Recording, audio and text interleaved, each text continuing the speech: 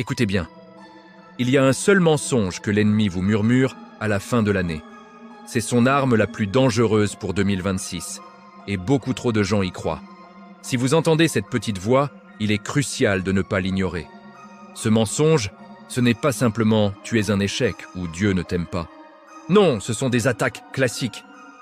Ce mensonge est beaucoup plus subtil, bien plus destructeur, car il s'attaque directement à la racine de votre avenir. Il veut paralyser votre foi, avant même que la nouvelle année ne commence. Alors, quel est ce mensonge ultime? Le voici. L'année prochaine, ce sera la même chose, la même fatigue, le même péché qui revient sans cesse, la même dette qui vous étouffe, les mêmes relations brisées. Il veut vous faire croire que votre vie est un film en rediffusion, que rien ne peut vraiment changer. Il veut voler votre espérance avant même que 2026 ne commence. Il veut que vous entriez dans cette nouvelle année déjà vaincue, résigné, en vous disant « à quoi bon essayer ?»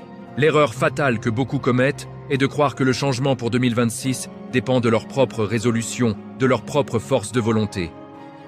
Non, votre avenir ne dépend pas de vos promesses, il dépend de la puissance de Dieu. Le diable veut que vous tombiez dans le piège du syndrome de la rediffusion, où vous revivez les mêmes échecs, année après année, en comptant uniquement sur vous-même.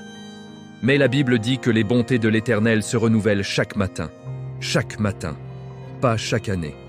Alors, voici comment vaincre ce mensonge et briser ce cycle dès maintenant. Premièrement, la repentance immédiate. Prenez une décision ferme de couper tous les liens conscients avec les échecs et les péchés de 2025. Confessez-les à Dieu et demandez-lui de vous laver complètement. Ne traînez pas ce bagage avec vous. Deuxièmement, proclamez la nouveauté. Ouvrez votre bouche et déclarez que les choses anciennes sont passées et que toutes choses deviennent nouvelles en Christ. Votre parole a un pouvoir créateur. Troisièmement, changez radicalement de perspective. 2026 n'est pas la suite de 2025. C'est une toile vierge, une page blanche sur laquelle la grâce et la puissance de Dieu vont peindre une nouvelle histoire.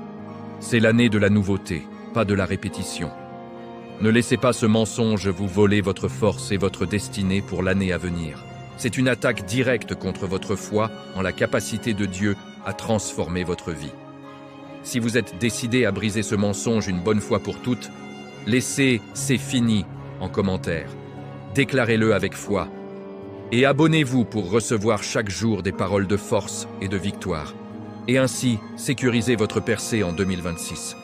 Ensemble, marchons dans la nouveauté que Dieu a préparée pour nous.